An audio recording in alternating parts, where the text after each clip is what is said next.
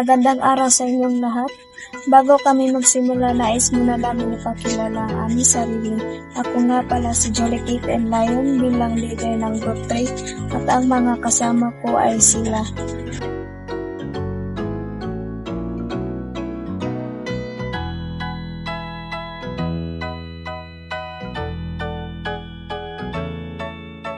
Naglalayon itong humikayat o mangumbinsi ng babasa ng teksto. Magpapabago din ito ng isip ng tagapakinig at makumbinsi ang punto ng manunulat.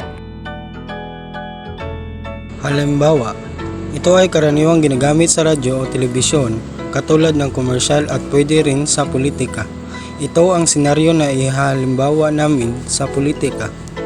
Magandang araw sa ating lahat. Ako nga po pala si Nino Lastimoso, tumatakbo bilang mayor sa ilalim ng Sandigan Party List. At ako naman din si Matthew Inahid bilang vice mayor ng Sandigan Party List.